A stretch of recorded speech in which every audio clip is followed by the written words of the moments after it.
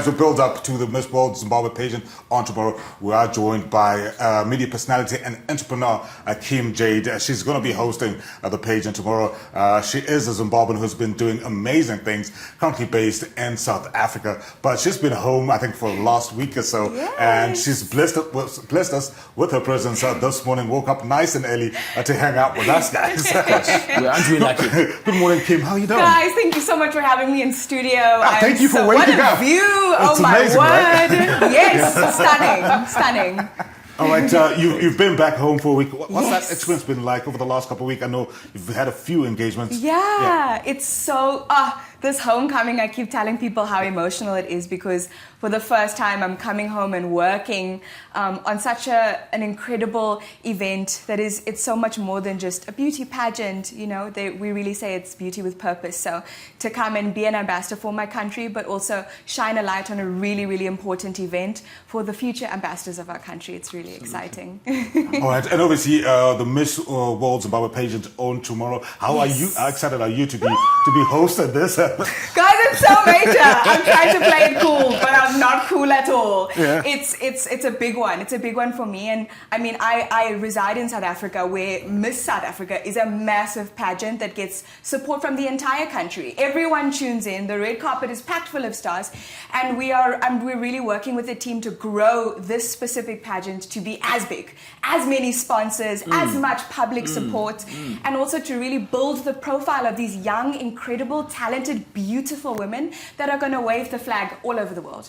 All right. I know you've been making waves. I think you made the Forbes 30 under 30 list. Yes. You know, you've been doing the Revlon SA campaign, and then, you know, how does that tie?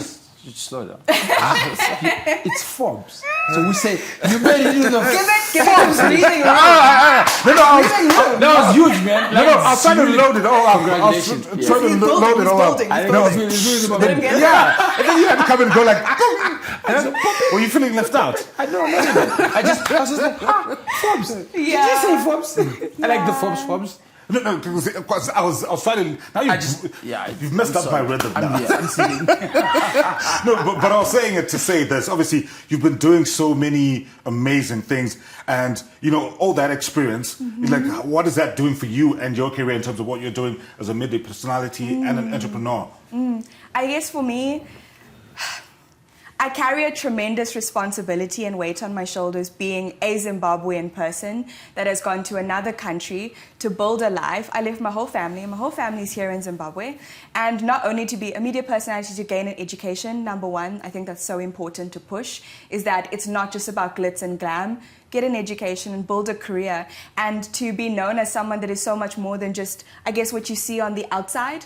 You know what I mean? The more I engage with people across the globe, they're like, wow, you're educated, you're talented, you're this, you're that. And I owe and attribute so much of who I am to my home country. The way we were raised, we have an incredible education system here in Zimbabwe, but also old school morals, values, and principles that guide us to be incredibly driven, incredibly successful, and incredibly ambitious. So what my career has done for me is allow me to use my voice and my platform to highlight our country, guys. I'm so proud of where we come from. Just to be given the platform, I'm so humble and so grateful. I'm thinking about the stuff that you've been doing in SA. I mean, you've been in the spotlight a lot.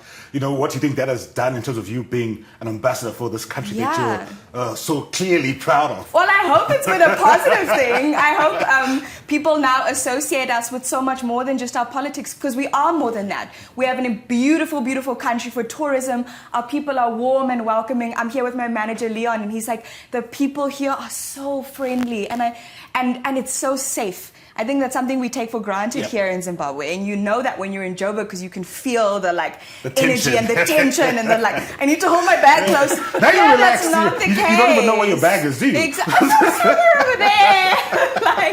There's so much more to our country than what people, I think the mass media present, and I think that's again why this pageant is so important. Tourism ambassador right there. Hello, Zim Tourism. Call me, I'm here. It's a done deal. Show her the money. I've signed. Let's go. So funny story actually. The last time I saw her, I think we were on a helicopter together viewing the Vic Falls. So off. He does this casual. He does this all who the gets to time. be on a ride with Maps, right? Yes. Maps and Kim Jayde.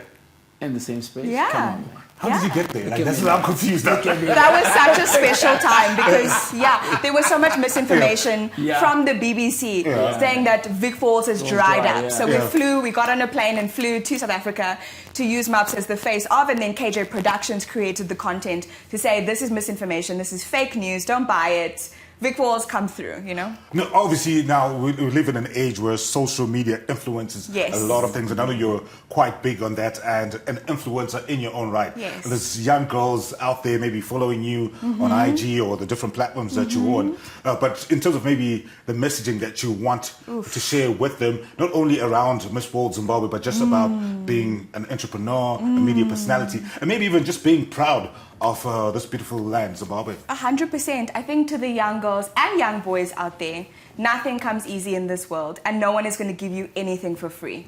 So become incredibly good at what you want to do and the field and industry you want to go into, be it creative, or if you're going to go into business or finance or agriculture.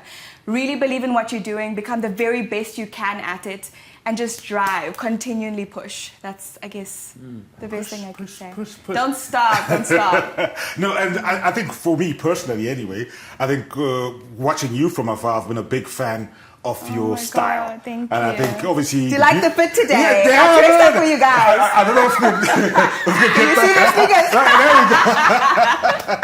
and that's the thing, and I know you're very big on that sneaker culture, and I think it's not something that we associate with girls. Yes, I know. I know. No, it's chauvinistic, true. but It's like, true. I think you're probably one of the biggest sneakerheads that we follow on social media. What informed that? Like, how did you get there? Like, let's unpack that. I love a sneaker chat. But also, it's not just in Zim that people don't associate sneaker culture with women. It's like a global thing. To be honest, I was raised a proper Zimbabwean girly. Stilettos and tight dresses, and that's how a woman dresses. And when I was on MTV, I got seeded a pair of the Fenty Puma sneakers, which was the first Rihanna collaboration with footwear. Sounds like a show. No, but it's reality. No. They gave me the shoes for free. I couldn't believe it because I was like this broke TV presenter at the time. And then the more I learned about the shoe, the more I wanted to learn about other sneakers. And people think this is such a consumer culture thing, like I want to own every... It really isn't. Every sneaker has a story. And everything from hip-hop culture and the history of hip-hop in New York to professional athletes and basketball, it's all connected. So music, sport, fashion, and culture, everything is tied into a shoe. This sneaker, for example, is a local designer in Cincinnati, Ohio. His sister, at the age of 17, committed suicide. And on the sneaker is her handwriting, and it's a poem she wrote. Yeah, because I can see it's a dedication it's a dedication to her sister, and it's a conversation around mental health and well-being. And so, there's a story behind every sneaker, and so that's what it means for me. What's happening over there? I wonder if there's a story. Tell me the story. I wonder if there's a story in there. Now I want to hide mine. It's okay. I got you. I got a plug for you. Call me after this. So tell me something though, Kim, on a real. Yes. It's never easy for a Zimbabwean girl to leave Zimbabwe, get across the Limpopo, get onto television, get onto radio, do also these big things that you're doing. How did you get that break? And massive. I like comparing my story to the Justin Bieber story. So you know how he was discovered on YouTube? Scooter Braun saw him, picked him out of Canada, brought him to America, and his life blew up. I was a model, and I was living in Cape Town, and I had a blog. My blog was The Broke Girl's Guide to Looking Cute, okay? Because young people, we don't have money like that. What do you mean? And the talent manager at Viacom, which owned MTV, BET, Comedy Central, Nick Jr., saw me on Instagram, and she's like, I see you out at events all the time. Do you have any interest in being on TV? I said, stop it, say less. Where do I need to be? And I went in for the audition. I did the audition with Mojak Lehuku, who's an incredible comedian and writer. And in the audition, the energy was just so great. We were bouncing off of each other, and I really didn't have much experience in TV. But I'm a people's person. I can yap to anyone. Let's go. And you probably, I you can tell you. and the energy was amazing, and I guess it translated on camera. And that was a 3-minute news show, which is what I landed on MTV. That's how I landed the role. And at the time, I was earning 4,000 Rand a month on MTV, which is what people can never understand. They were like, what do you mean? Once you're on TV, you've made it. Once you're on radio, you're swimming in money. It's not the case. I really had to earn my stripes. And then from a 3-minute news show, it developed to me having my own show that I was producing called The DM on MTV Africa. I became the face of MTV Africa. I was the first Zimbabwean face of MTV Base. And so I traveled the world interviewing everyone from Charlize Theron to Naomi Campbell to the MTV VMAs on the red carpet to Tomorrowland in Belgium. And it just like grows and grows and grows and grows. And I genuinely believe I'm a Christian woman, and I believe that if you're a good person that works really hard, you're going to get what's coming to you. And so here we are in Zim. And we celebrate you. Did you hear that? Yeah. Man, interviewed Charlize Theron and Naomi Campbell. Oh, I dropped a name. Sorry. Sorry, I got it. He's jealous because he's the name dropper on the show. He's the one. Honey, so let's now I think it's go. fine. That's what he says. It's not name dropping. It's just Cash. No, but like with everything that you're doing with hosting this event tomorrow and your entrepreneurship, your media duties, how do you balance it all? Your social media, like you seem like you've got a lot going on. Like, how do you keep it all together? I don't sleep.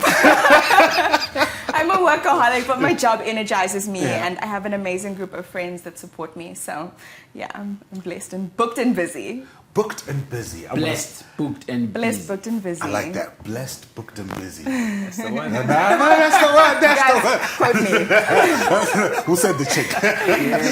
But anyway, just as we wrap up, obviously maybe just your message to people about tomorrow's event, the Miss World Zimbabwe pageant, and what you're hoping we can achieve with that event. Sure. I mean, first of all, I've had so many people slide in my DM say, Kim, we want to see the beautiful Zimbabwean women. How can we get tickets? There are going to be limited number of tickets. You can check it out at Miss World Zimbabwe on Instagram. They're going to be dropping the information there.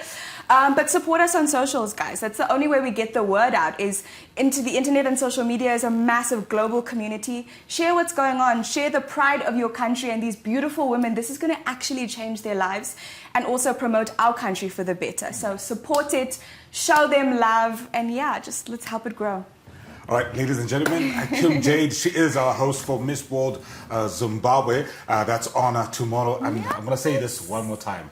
Blessed, yes, booked, yes, busy. Yes, I'm stealing that. I don't know, so sue me.